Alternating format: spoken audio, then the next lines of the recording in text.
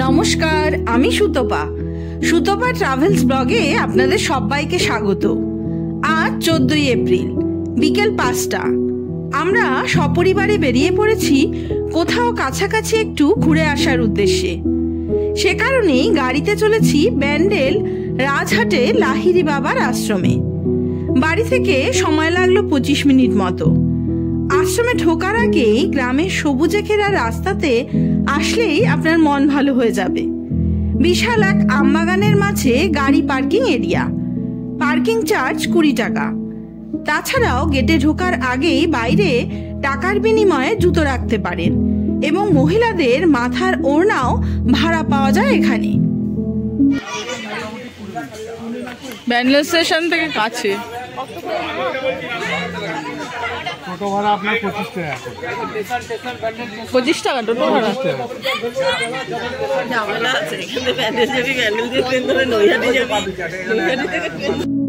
ঘন সবুজের মাঝে বা বলতে পারেন সুন্দর এক গ্রাম্য পরিবেশের মাঝে অবস্থিত লাহিড়ী বাবার আশ্রম। সকলে এই নামে জানলেও এর আসল নাম কিন্তু শ্রী বিষ্ণু মোক্ষধাম আধারালয়। যোগীরাজ শ্যামাচরণ লাহিড়ীর দর্শনে নির্মিত হওয়ায় দেশ বিদেশের মানুষ একে লাহিড়ী বাবা আশ্রম নামেই চেনে। এই বিশাল আশ্রমটি জাতি, ধর্ম, বর্ণ নির্বিশেষে সকল দর্শনার্থীদের জন্যই উপযুক্ত। কোনো প্রবেশ মূল্য নেই। খোলা থাকে সকাল 10টা থেকে দুপুর 12টা, আবার বিকেল 4টে থেকে সন্ধে 6টা পর্যন্ত। আশ্রমের মধ্যে প্রধান মন্দির ছাড়াও অসংখ্য মন্দির রয়েছে, যেমন নারায়ণ মন্দির, জগদ্ধাত্রী মন্দির, লোকনাথ মন্দির, কালী মন্দির, শ্রীরাম মন্দির। তাছাড়াও সকল ধর্মাবলম্বীদের জন্যই রয়েছে আলাদা আলাদা প্রার্থনা স্থান। 2003 সালে মন্দির নির্মাণ কাজ শুরু হয়েছিল। আজের স্থাপত্য এবং নান্দনিক সৌন্দর্য অতুলনীয়। চারিদিক গাছ, পাখি, ফুলে সাজানো এই আশ্রম প্রাঙ্গণ এক শান্তির জায়গা। এই আশ্রমে প্রবেশ করা মাত্রই চোখে পড়বে নানা দেবদেবীর মূর্তি। তাছাড়াও ডান দিকে এক বিশাল জায়গা জুড়ে রয়েছে বিভিন্ন ধরনের হাঁসের দল। বাঁদিকে আবার গোলাপ বাগান, যা নিয়মিত পরিচর্যা করা হয়। চলুন এবারে না হয় মূল মন্দিরের দিকে যাওয়া যাক। যেতে যেতেই চোখে পড়বে ডান দিকে জগদ্ধাত্রী মন্দির। এখানে দেবী দুর্গা এই রূপেই পূজিত হন। মন্দির ছাড়াও খানিক এগোলেই জুতো রাখার জায়গা। প্রতি জুতো জমা রাখার মূল্য 2 টাকা। যার নামে এই আশ্রমের নাম শ্রী শ্যামাচরণ লাহিড়ী ছিলেন লাহিড়ী মহাশয় নামে পরিচিত। একজন ভারতীয় যোগী এবং মানবতার বাবাজির শিষ্য ছিলেন। মানবতার বাবাজির কাছে শিখে 1861 সালে তিনি ক্রিয়াযোগ যোগ বিজ্ঞানকে পুনরুজ্জীবিত করেছিলেন। লাহিড়ী মহাশয় যুক্তেশ্বর গিরিরও গুরু ছিলেন। মহাশয় সংস্কৃতে একটি আধ্যাত্মিক উপাধি, যার অর্থ হল উদার মনের অধিকারী। তিনি ভারতীয় অন্য ধর্মগুরুদের থেকে ভিন্ন বা আলাদা ছিলেন। তিনি সাধারণ গৃহস্থের মতো বিয়ে করেছেন, পরিবার প্রতিপালন করেছেন এবং ব্রিটিশ ভারত সরকারের সামরিক প্রকৌশল বিভাগের একজন হিসাব রক্ষক হিসাবে কাজ করেছেন। চাকরি থেকে অবসর নিয়েছেন, আবার সাধারণ মানুষকে ক্রীড়াযোগের দীক্ষা দিয়েছেন। শ্যামাচরণজি মন্দির বা মঠের পরিবর্তে বারাণসীতে তার পরিবারের সাথেই বসবাস করতেন। তিনি 19 শতকের হিন্দু ধর্মাবলম্বীদের মধ্যে উল্লেখযোগ্যভাবে খ্যাতি অর্জন করেছিলেন। এতক্ষণ বাঁদিকে যে ঘরটির সামনে থেকে হাঁটছি সেটি আসলে উপাসনা ঘর। ভিতরে ফটোগ্রাফি নিষিদ্ধ এই ঘরের। তবে এই উপাসনা ঘর থেকেই আপনি দুপুরের ভোগের কুপন বা এখানে থাকার ঘরের জন্য বুকিং করতে পারেন। এখানে থাকার জন্য ঘর রয়েছে, তাতে অ্যাডাল্ট সহ একজন বাচ্চার 1200 টাকা নেয় ঘর ভাড়া, আর 3 জন অ্যাডাল্টের ঘর ভাড়া 1700 টাকা। ঘরের সামনেই রাধা কৃষ্ণের ঝুলন্ত মূর্তি আর কৃষ্ণের মূর্তি সত্যি অবাক দৃষ্টিতে তাকিয়ে থাকতে হবে। এরই সামনে থেকে আপনাকে ডান দিকের রেলিং বরাবর এগোতে হবে মূল মন্দিরের জন্য, আর ফেরার পথে বাঁ দিকের রেলিং বরাবর।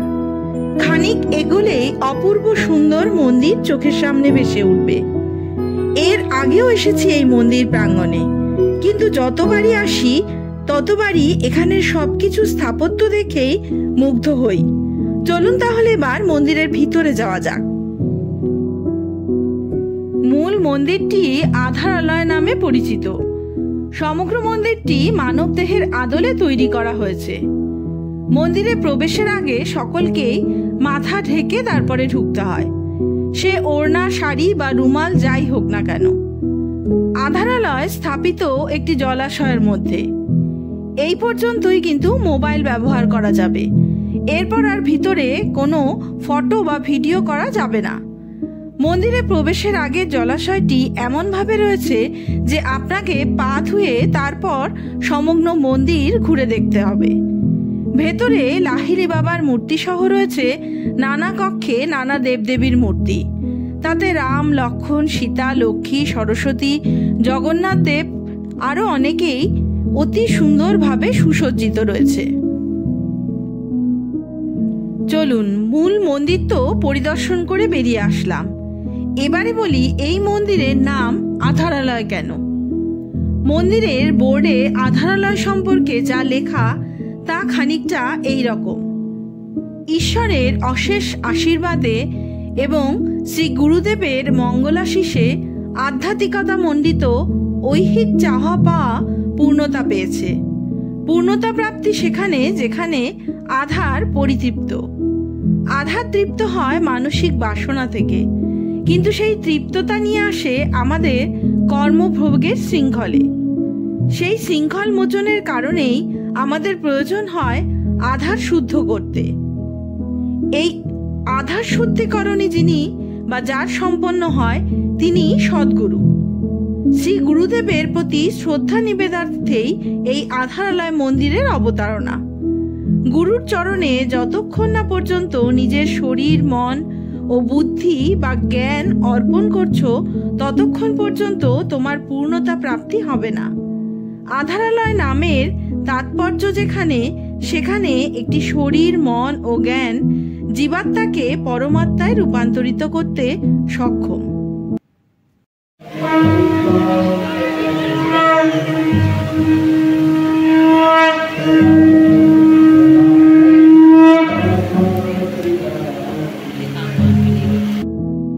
সন্ধ্যা নামতেই একে একে সব মন্দিরেই সন্ধ্যা আরতি শুরু হয়েছে। তবে এখানে আপনি যদি নিজে পুজো দিতে চান তাহলে দেখছি শুধুমাত্র ধূপকাঠি আর মোমবাতি জ্বালাবারই ব্যবস্থা রয়েছে, যা মন্দির চত্বরেই কিনতে পাওয়া যায়।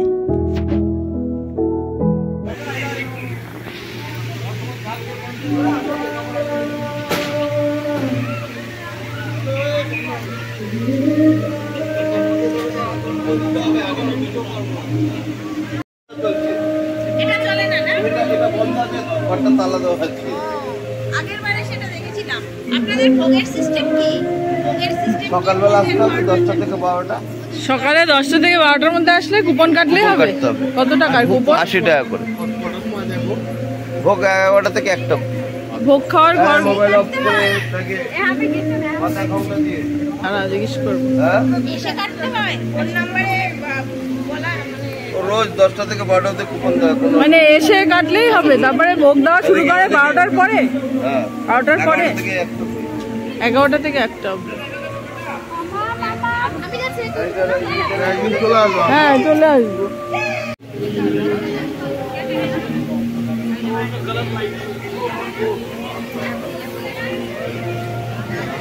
দাদা, ভোগে কি কি দেয়? অনেক কিছু। ভাত থাকে, ডাল থাকবে, একটা ভাজা থাকবে, দুরকম থাকবে, থাকবে চাটনি থাকবে। ও, মানে অন্নভোগই দেয়, তাই তো?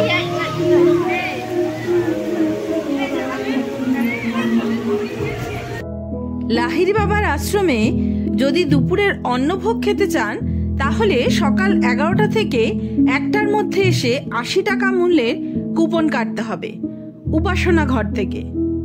আমাদেরও ইচ্ছা রইল পরে একদিন এসে সকালের দিকে এখানের ভোগ প্রসাদ গ্রহণ করার। অন্যদিকে দিনের আলো কমে আসায় চারিদিকে জ্বলে উঠেছে আলোর রোশনাই। এখনো অন্ধকার হয়নি চারিপাশ, তাতেই যা অপরূপ সুন্দর লাগছে শ্রী বিষ্ণু মোক্ষধাম আধারালয়।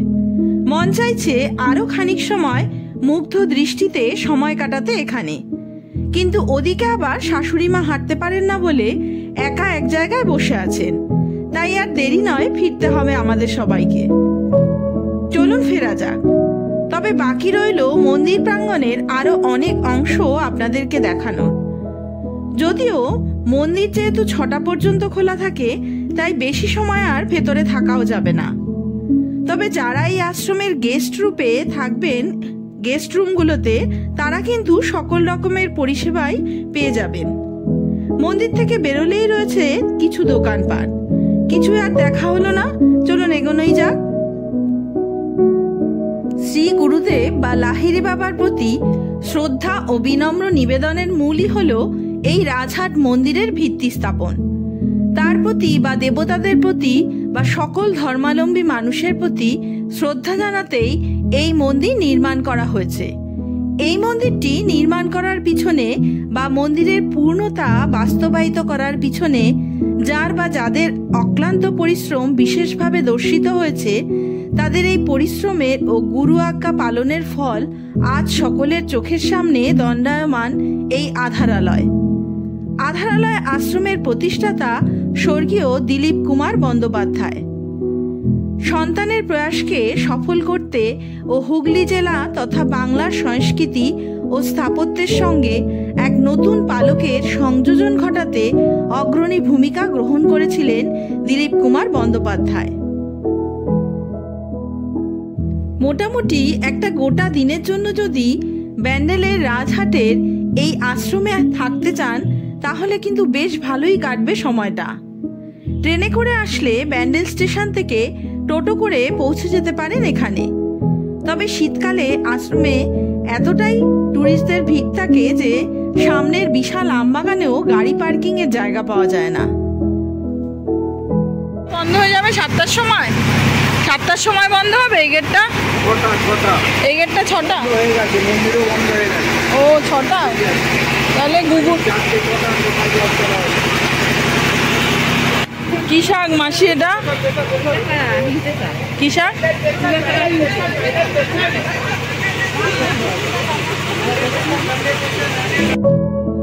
আজ তবে এই পর্যন্তই থাক।